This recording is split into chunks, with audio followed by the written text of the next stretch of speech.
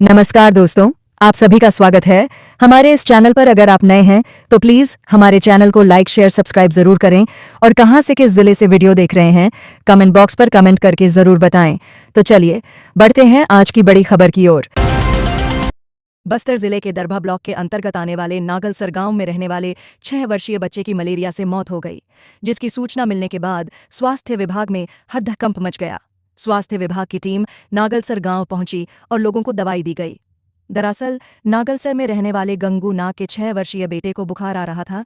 गांव की मितानिन ने जब बच्चे को की जांच की तो पता चला कि बच्चा मलेरिया पॉजिटिव था, साथ ही उसे चिकन पॉक्स हो गया था, जिस वजह से परिजन उसे उपचार के लिए अस्पताल नहीं ले गए, जिसके कारण बच्चे को उपचार मिलने से पहले ही उसकी मौत हो गई।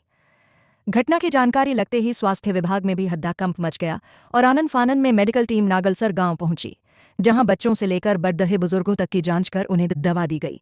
वहीं इस मामले में किसी भी प्रकार से कोई भी लापरवाही न हो, इसका विशेष रूप से ध्यान दिया जा रहा है। राजधानी रायपुर में एक सनसनीखेज मामला सामने आया है। पानी में तैरती एक बोरी से युवक की लाश मिली है। पत्थर खदान के गड्ढे में पानी के ऊपर तैरती एक बोरी से एसडीडी डड ही गली अवस्था में लाश मिली है। मृतक की शिनाख्त नहीं हुई है। इलाके में हड़कंप मच गया। मामला राखी थाना क्षेत्र का है। घटना की सूचना मिलते ही पुलिस मौके पर पहुंची, मर्ग कायम कर जांच में जुट गई है। राखी थाना क्षेत्र के ग्राम बेंद्री स्थित एक पत्थर खदान के गड्ढे में लोगों को पानी के ऊपर एक बोरी तैरती दिखाई दी। बोरी से तेज बदबू आ रही थी। ऐसे में ग्रामीणों को शक हुआ। लोगों ने इसकी जानकारी पुलिस को दी। सूचना मिलने पर अभनपुर थाना पुलिस मौके पर पहुंची। इस दौरान पानी से बोरी को बाहर निकाला गया। बोरी खोलने पर लोग चौंक गए। पुलिस की मौजूदगी में जब बोरी को खोला गया तो अंदर से एक युवक की लाश मिली। लाश पूरी तरह से सड़ी गली थी, तेज बदबू आने लगी। पुलिस के मुताबिक शव को कुछ दिन पुराना बताया जा रहा है। मृतक की शिनाख्त की कोशिश की जा रही है। पुलिस ने शव को कब्जे में लेकर पोस्टमार्टम के लिए भेज दिया है। पुलिस ने युवक की हत्या कर उसकी लाश को बोरी में भरकर पानी में फेंकने की आशंका जताई है। हालांकि पुलिस मामले की जांच में जुट गई है। छत्तीसगढ़ में अब गरज चमक और वज्रपात के साथ भारी से भारी बारिश होने की संभावना है। बंगाल की खाड़ी में बनने वाले सिस्टम के प्रभाव से बारिश की गतिविधि बढ़ने की संभावना है। आज शुक्रवार को राजधानी रायपुर समेत प्रदेश के विभिन्न जगहों पर बारिश का है। मौसम विभाग के अनुसार बंगाल की खाड़ी के उत्तरी भाग में कम दबाव का क्षेत्र बनने की वजह से छत्तीसगढ़ में 25 और 26 जुलाई को मध्य और उत्तरी भागों में भारी से बहुत भारी बारिश हो सकती है। दूसरी ओर अगले 4 दिनों तक दक्षिण भागों में मध्यम से भारी बारिश होने की संभावना है। साथ ही कुछ जगहों पर गरज चमक और वज्रपात के साथ बारिश के आसार हैं। मुख्यमंत्री विष्णुदेव साय ने कहा कि बस्तर में नक्सलवाद की रात अब ढल रही है और विकास की नई सुबह का उदय हो चुका है। डबल इंजन सरकार के समग्र और समावेशी प्रयासों का यह परिणाम है कि गुरुवार को बस्तर रेंज में 2,54,04,000 करोड़ रुपए के इनामी 66 हार्डकोर नक्सलियों ने आत्मसमर्पण कर मुख्यधारा से जुड़ने का संकल्प लिया है। 25 लाख के इनामी एसडीडीसीएम रामन्ना ईरपा उर्फ जगदीश का आत्मसमर्पण शामिल है। मुख्यमंत्री ने कहा कि एक ही दिन में बीजापुर से 25, दंतेवाड़ा से 15, कांकेर से 13, नारायणपुर से 8 और सुकमा से 5 नक्सलियों ने आत्मसमर्पण कर समाज की मुख्यधारा में लौटने का संकल्प लिया है। राज्य सरकार की आत्मसमर्पण एवं पुनर्वास नीति से प्रभावित होकर वे अब हिंसा का मार्ग छोड़कर शांतिवता विकास की दिशा में आगे बढ़ने को तैयार हुए हैं। उन्होंने कहा कि प्रधानमंत्री मोदी के मार्गदर्शन और केंद्रीय गृह मंत्री अमित शाह के नेतृत्व में केंद्र और राज्य सरकार मिलकर बस्तर के दूरस्थ और अत्यंत संवेदनशील क्षेत्रों में एक साथ सुरक्षा और विकास का कार्य कर रही है। सड़कों का विस्तार, पेयजल व्यवस्था, शिक्षा, स्वास्थ्य, परिवहन, बिजली जैसी बुनियादी सुविधाओं को नक्सल प्रभावित इलाकों में पहुंचाया गया है। पूर्व मुख्यमंत्री भूपेश बघेल के निवास पर गुरुवार को छत्तीसगढ़ के पारंपरिक पर्व हरेली तिहार को धूमधाम से मनाया गया। इसके बहाने भूपेश ने केंद्र और राज्य सरकार पर सीधा हमला बोला। साथ ही अपने पुराने अनुभव साझा करते हुए कहा, जिसने में मेरे परिजनों को जेल भेजा है उनकी सरकार नहीं रही। उन्होंने अपने बेटे चैतन्य बघेल की गिरफ्तारी को भी साजिश बताया है। बघेल ने कहा कि उनके घर और ससुराल दोनों में स्वतंत्रता सेनानियों का इतिहास रहा है।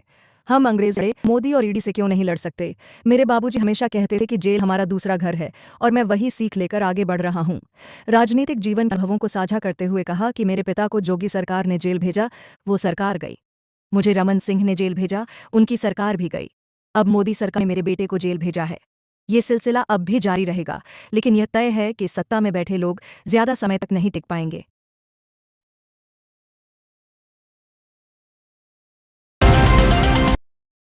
सीजीएमएसएसई में जीपीएस से लैस 70 ऐसी वाहन खरीदे गए हैं।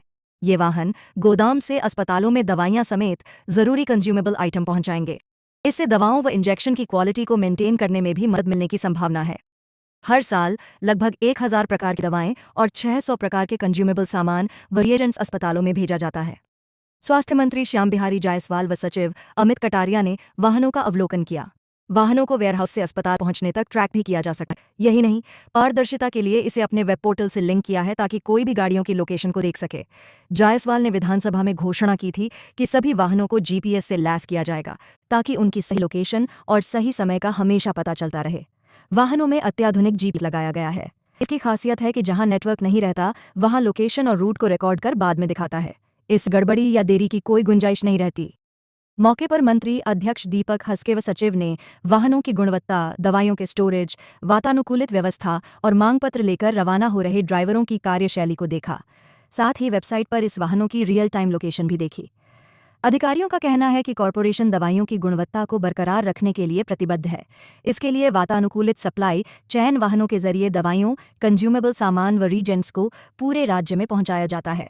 हालांकि दावे के बाद भी कई दवा, इंजेक्शन, किट और ब्लेड घटिया निकल रहे हैं। इससे मरीजों की जान पर खतरा बना रहता है।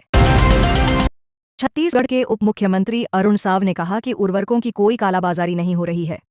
किसानों को पर्याप्त उर्वरक मिल रहा है और भारत सरकार भी बहुत कम कीमतों पर पर्याप्त सब्सिडी दे रही है। बदलती अंतर्राष्ट्रीय परिस्थितियों के बावजूद भारत सरकार ने वैश्विक उर्वरक कीमतों में वृद्धि को पूरी तरह से झेला है और किसानों को सस्ती दरों पर उर्वरक उपलब्ध कराया है। प्रधानमंत्री मोदी और मुख्यमंत्री विष्णुदेव साय के नेतृत्व में सरकार दोहरे इंजन वाली विकास रणनीति पर काम कर रही है। छत्तीसगढ़ में अब 5 डिसमिल से कम क्षेत्रफल की कृषि भूमि की रजिस्ट्री नहीं होगी। राज्य सरकार ने खेती की जमीन की इस तरह की खरीद बिक्री पर रोक लगा दी है। हालांकि यह नया नियम शहरों में लागू नहीं होगा। शहरी क्षेत्रों में डाइवर्टेड भूमि जो व्यावसायिक और आवासीय उपयोग के लिए है, उसकी रजिस्ट्री पहले की तरह होती रहेगी। पंजीयन महानिरीक्षक ने प्रदेश के सभी जिला पंजीयकों को इस संदर्भ में पत्र लिखा है, जो बिलासपुर सहित सभी जिला पंजीयक कार्यालयों को मिल चुका है। सरकार के फैसले को पलटा। सरकार ने पूर्ववर्ती सरकार के फैसले को पलट दिया है। बीते दिनों छत्तीसगढ़ विधानसभा में छत्तीसगढ़ भू राजस्व संहिता संशोधन विधेयक 2025 लाया गया था, जिसमें जमीनों की खरीदी बिक्री को लेकर कई तरह के प्रावधान किए गए थे। इसमें 5 डिसमिल से कम आकार की कृषि भूमि की रजिस्ट्री नहीं करने का नियम भी शामिल था। अब इस नियम के राजपत्र में प्रकाशन के साथ ही सभी जिला पंजीयकों को आदेश जारी किया गया है। रक्षाबंधन 9 अगस्त को मनाया जाएगा। इसे ध्यान में रखते हुए डाकघरों में राखी लिफाफे और अलग से बॉक्स की व्यवस्था कर दी गई है, जिससे कोई भी बहन अपने भाई को राखी भेजने से वंचित न रह जाए।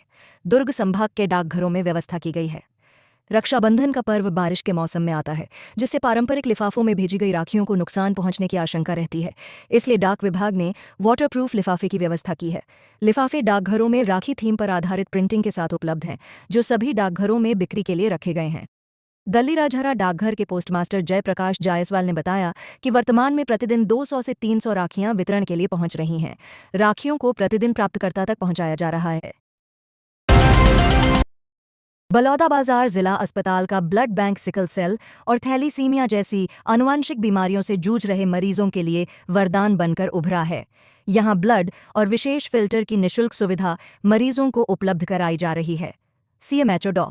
राजेश कुमार अवस्थी ने बताया कि सिकल सेल और थैलीसीमिया पीड़ित मरीजों को नियमित अंतराल में खून चढ़ाने की जरूरत होती है। इस जरूरत को देखते हुए ब्लड बैंक से ब्लड उपलब्ध कराया जा रहा है। इसके अलावा मरीजों को 2 विशेष फिल्टर भी हर माह निःशुल्क दिए जा रहे हैं। बाजार में इनकी कीमत लगभग 1500 रुपये प्रति फिल्टर है। फिलहाल 14 मरीज पंजीकृत हैं, जिन्हें यह सुविधा दी जा रही है। लच्छनपुर के किसान घनश्याम साहू ने बताया कि उनकी 2 बेटियां सिकल सेल से पीड़ित हैं। उन्हें समय समय पर ब्लड की जरूरत होती है, जो जिला अस्पताल में डॉक्टरों की निगरानी में चढ़ाया जाता है। छत्तीसगढ़ में पीडीएस सिस्टम से राशन लेने वाले राशन कार्डधारियों में से 38 लाख सदस्य हितग्राही ऐसे हैं जिन्होंने अपना केवाईसी नहीं करवाया है। इनमें सबसे अधिक 34 लाख बीपीएल के और 4 लाख एपीएल राशन कार्ड धारक हैं। इन्हें संदिग्ध माना जा रहा है। अब इस मामले की जांच शुरू कर दी गई है। फील्ड में जाकर इस संबंध में भौतिक सत्यापन किया जा रहा है। निधन के बाद भी नाम विलोपित नहीं। छत्तीसगढ़ में राशन कार्ड सदस्य हितग्राही की कुल संख्या 2 करोड़ 73 लाख है। इनमें से 2,35,00,000 का ई-केवाईसी हो चुका है। इनमें से 34 लाख बीपीएल राशन कार्ड के सदस्य तथा 4 लाख एपीएल के हैं। राज्य के सभी राशन कार्ड धारियों से कहा गया था कि वे अपने कार्ड में शामिल सभी सदस्यों के लिए अनिवार्य किया गया था कि वे अपने क्षेत्र की राशन दुकानों में जाकर आधार के माध्यम से ई-केवाईसी करवाएं। इसके लिए साल भर से अधिक समय दिया गया। इसके लिए अंतिम अवसर 30 जून तक था, लेकिन फिर भी ये लोग नहीं आए। ये भी संभव है कि कुछ सदस्यों की मृत्यु हो चुकी है, लेकिन उनके नाम विलोपित नहीं हुए हैं। लेकिन अगर एक कार्ड के एक सदस्य की मौत हुई है तो बाकी अपना ई-केवाईसी तो करवा सकते हैं। अब राशन बंद। बताया गया है कि 30 जून तक केवाईसी नहीं करवाने वाले राशन कार्डों पर राशन देना बंद कर दिया गया है। लेकिन अब ये सवाल भी खड़ा हो गया है कि जिन लोगों ने ई-केवाईसी नहीं करवाया है, क्या उनके राशन कार्ड फर्जी हैं और वे नाम संदिग्ध हैं, जो बरसों से इसी राशन कार्ड के आधार पर अरबों रुपयों का राशन उठा चुके हैं। सरकार ने शुरू की जांच। इस पूरे मामले लेकर राज्य सरकार ने जांच शुरू कर दी है। अब संदिग्ध राशन कार्डों की भौतिक जांच शुरू कर दी गई है। बताया गया है कि यह पूरा मामला केंद्र सरकार की नज़र में भी है। केंद्र ने इस गड़बड़ी की जांच करने के लिए कई बिंदुओं के आधार पर निर्देश दे रखे हैं। करंट लगने से रिटायर्ड प्रोफेसर की मौत हो गई। उनके घर में पानी घुस गया था। इन्वर्टर का प्लग निकालते समय वो करंट की चपेट में आ गए, जिससे उनकी जान चली गई। बता दें कि बुधवार रात भर बारिश के बाद कई इलाकों के घरों में पानी घुस गया था। वहीं पेंड्रा इलाके में लगातार बारिश होने के बाद पानी के तेज बहाव में पुलिया बह जाने से 6 गांवों को संपर्क टूट गया। इस बीच मौसम विभाग ने आज शुक्रवार बलरामपुर, जशपुर, बीजापुर, नारायणपुर, कोंडागांव और कांकेर समेत 6 जिलों में भारी बारिश का रेड अलर्ट जारी किया है। वहीं बस्तर, दंतेवाड़ा, कोरिया, राजनांदगांव, रायगढ़ समेत 14 जिलों में ऑरेंज और रायपुर, महासमुंद, बेमेतरा, दुर्ग समेत 9 जिलों में येलो अलर्ट जारी किया गया है। छत्तीसगढ़ में पिछले 24 घंटे में राज्य में एवरेज 35 mm से ज्यादा पानी बरस चुका है। अगले 2 दिन नॉर्थ और साउथ छत्तीसगढ़ के हिस्सों में भारी बारिश हो सकती है। तापमान की बात की जाए तो 12.5 डिग्री सेल्सियस के साथ सबसे गर्म दुर्ग रहा। सबसे कम न्यूनतम तापमान 20.8 डिग्री सेल्सियस भी दुर्ग में रिकॉर्ड किया गया। जांजगीर चांपा जिले के ग्राम सिवनी में सड़क किनारे संदिग्ध अवस्था में एक युवक का शव सड़क के किनारे पानी में मिला है। सिर पर गंभीर चोट के निशान मिले हैं। वहीं फॉरेंसिक टीम से जांच कराई जा रही है। प्रारंभिक दृष्टि में हत्या की आशंका जताई जा रही है। पीएम रिपोर्ट आने के बाद मौत का खुलासा हो पाएगा। नैला चौकी उपथाना क्षेत्र की है। जांजगीर सीएसपी कविता ठाकुर ने बताया कि आज शुक्रवार को ग्रामीणों से शव होने की सूचना मिलने पर पुलिस टीम मौके पर पहुंची, जहां मृतक युवक की पहचान 38 वर्षीय अर्जुन सिंह चौहान के रूप में हुई, जो कि पूर्व सरपंच महारथी चौहान का बेटा है। परिजनों से पूछताछ करने पर पता चला है कि वह गुरुवार की शाम से घर से निकला था, जिसके बाद रात भर घर वापस नहीं आया था। सीएसपी कविता ठाकुर ने कहा कि सिर पर गंभीर चोट के निशान है, जिसे हत्या की आशंका जताई जा रही है। मौके पर फोरेंसिक टीम को भी बुलाया गया था। शव का पंचनामा कार्यवाही कर पोस्टमार्टम के लिए जिला अस्पताल भेज दिया गया है। पीएम रिपोर्ट आने के बाद मौत का खुलासा होगा। पुलिस टीम जांच पड़ताल शुरू की गई है। लोगों से पूछताछ की जा रही है। जहां जहां सीसीटीवी कैमरा लगा है वह पर जांच की जा रही है। जल्द ही मामले का खुलासा किया जाएगा। कोरबा जिले के करतला ब्लॉक में घिनारा ग्राम के पास एक नाला उफान पर है, जिससे आधा दर्जन से अधिक गांव की आवाजाही बंद हो गई है। लगातार बारिश के कारण नाला लबालब भर गया है, जिससे ग्रामीणों को परेशानी हो रही है। घिनारा और बांधापाली को जोड़ने वाली सड़क पर बना नाला उफान पर है। देर रात से हो रही झमाझम बारिश के कारण नाला लबालब भर गया है। आधा दर्जन से अधिक गांव की आवाजाही बंद हो गई है। ग्रामीणों का कहना है कि बरसात के दिनों में यह नाला हमेशा भर जाता है और आने जाने वाले लोगों के लिए मुसीबत खड़ी कर देता है। ग्रामीणों की मांग है कि नाले के किनारे सुरक्षा के इंतजाम किए जाएं, ताकि किसी भी अप्रिय घटना से बचा जा सके। ग्रामीणों ने बताया कि यह मुख्य मार्ग है। यहाँ से खरसिया, रायगढ़ और हाटीजान का बाईपास मार्ग है, जहाँ काफ़ी वाहनों और ग्रामीणों का आने जाने का रास्ता है। ऐसे में के प्रकार की लोगों को समस्या से जूझना पड़ रहा है। देर रात हुई झमाझम बारिश के कारण यह स्थिति निर्मित हुई है। वहीं इस रास्ते से कई गांव के बच्चे पढ़ाई करने नाला के उसी तरफ जाते हैं, जिसे आने जाने में परेशानी होती है। कभी भी कोई बड़ी घटना घट सकती है। वहीं कभी किसी का कोई तबीयत खराब हो गया या इमरजेंसी आने पर उन्हें कई किलोमीटर घूम कर जाना पड़ता है। इन समस्याओं को देखते हुए उन्होंने स्थानीय जनप्रतिनिधि से पुल की मांग की गई है। वहीं दूसरी घटना उर्गा थाना अंतर्गत ग्राम सुखरी खुर्द निवासी 32 वर्षीय राजेश मनेवार सोन नदी में बहकर लापता हो गया। परिजन और ग्रामीण उसकी तलाश में जुट गए हैं। उरगा पुलिस को सूचना दी गई है और रेस्क्यू ऑपरेशन चलाया जा रहा है, लेकिन तेज बहाव के कारण परेशानी हो रही है। बताया जा रहा है कि राजेश तड़के सुबह अपने दोस्तों के साथ घूमने के लिए गया हुआ था। नदी का जलस्तर काफी बढ़ गया था और वह नदी किनारे गया ही हुआ था कि अचानक जलस्तर और बढ़ गया और वह बह गया। बाकी दोस्तों ने इसकी जानकारी उनके परिजनों और ग्रामीणों को दी, जहां इसके बाद हड़कंप मच गया। लोगों ने अपने स्तर से भी उसे खोजने की कोशिश की, लेकिन अब तक पता नहीं चल सका है। बिलासपुर जिले के सीपत थाना क्षेत्र में एक दर्दनाक हादसे में कार सवार लोग कार सहित नाले में बह गए। 9 लोगों में से 8 लोग बच गए, वहीं एक छोटा बच्चा सहित पानी में बह गया, जिसका एसडीआरएफ की टीम तलाश में जुटी हुई है। दरअसल सिपत थाना क्षेत्र की घटना है। हरेली पर्व पर माता शक्तिदाई मंदिर उच्च भट्ठी से दर्शन कर लौट रहे परिवार के ऊपर दुखों का पहाड़ टूट पड़ा।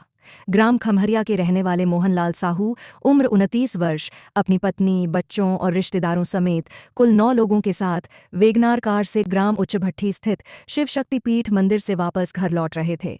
इसी दौरान झलमला गांव के तुंगन नाला पुल पर करीब 3 फीट पानी बह रहा था। कार मोहन चला रहा था। पुल पार करते वक्त कार पानी के तेज बहाव में करीब 60 फीट दूर बह गई। कार में 4 बड़े और 5 बच्चे सवार थे। विज्ञापन: हादसे में सभी लोग किसी तरह तैरकर बाहर निकल आए और 4 बच्चों को बचा लिया गया, मगर मोहनलाल का 3 साल का बेटा तेजस मां का हाथ छूटते ही कार समेत पानी के तेज बहाव में बह गया।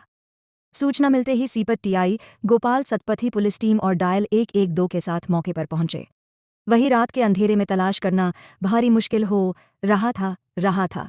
फिर भी पुलिस और ग्रामीण युवाओं ने मशाल की रोशनी में नाले में उतरकर बच्चे और कार को खोजा, लेकिन कोई पता नहीं चल पाया। आज सुबह एसडीआरएफ की टीम सर्च ऑपरेशन शुरू कर तलाश में फिर जुट गई है। फिलहाल सीपत पुलिस ने अनुमान जताया है कि कार और मासूम झलमला सेलर एनीकट के पास पुल से करीब 800 मीटर दूर मिल सकते हैं। हादसे के बाद गांव में मातम पसरा हुआ है। बालोद सिटी कोतवाली थाना क्षेत्र अंतर्गत अंगारी गांव में रहने वाले लोगों की सांसें उस वक्त थम गई जब सुबह सुबह लोगों की नींद खुली और घरों के सामने उन्होंने काले जादू का सामान देखा। इस काले जादू के सामान में एक कठपुतली, नींबू बंधन, पीला चावल सहित काले जादू की वह तमाम वस्तुएं थीं जो कथित रूप से उपयोग की जाती है, जिसके बाद से गांव वाले काफी सहम गए।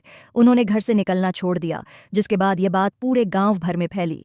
तब लोग एकत्र होकर एक जगह इकट्ठे हुए और फिर इस विषय को लेकर गांव में तनाव और डर का माहौल है और ग्रामीणों ने अब थाने में शिकायत करने की ठान ली है। दरअसल सावन का महीना है और कहा जाता है इस महीने में राक्षसी ताकतें अपने चरम पर होती हैं। कुछ इसी बात को लेकर इस गांव के लोग सहमे हुए हैं। ग्रामीण एक जगह इकट्ठे हुए हैं और इसका तोड़ निकालने के बारे में सोच रहे हैं और बात अब थाने तक भी पहुंच चुकी है। लोग थाने में पूरे मामले की जानकारी देने पहुंचे हुए हैं। गांव में पूरी तरह डर का वातावरण है और सावन की इस महीने में लोग इस बात को लेकर काफी भयभीत है कि आखिर ऐसा नृत्य किया किसने है और क्यों किया गया है। गांव के पटेल हेमंत कुमार सिन्हा ने बताया, ये जो भी है उससे हम लड़ नहीं सकते, इसलिए हम थाने में इसकी शिकायत दर्ज कराने जा रहे हैं। गांव जहां से सब पानी पीते हैं उस जगह पर भी काले जादू का सामान रखा गया है। यह किसके द्वारा किया गया यह कुछ कहा नहीं जा सकता, लेकिन हम सहम गए हैं, ईश्वर से ही उम्मीद लगाए बैठे हैं। वहीं ग्राम के वरिष्ठ नागरिक जागेश्वर पटेल ने बताया कि घरों के आगे नींबू कांटा हुआ मिला पुतली मिले, जिसके बाद से लोगों के भय का ठिकाना ना रहा। मुख्य द्वार छोड़कर पीछे के रास्ता तो कोई पर्दा कूदकर बाहर निकला है। अब सब गांव भर के लोग एक ही जगह है। कटरा हुए तब हमने राहत की सांस ली है। हम किसी तरह इस समस्या नहीं से निपटने की कोशिश कर रहे हैं, लेकिन यह तो एक अदृश्य शक्ति है। किसने यह किया हम यह भी नहीं जानते।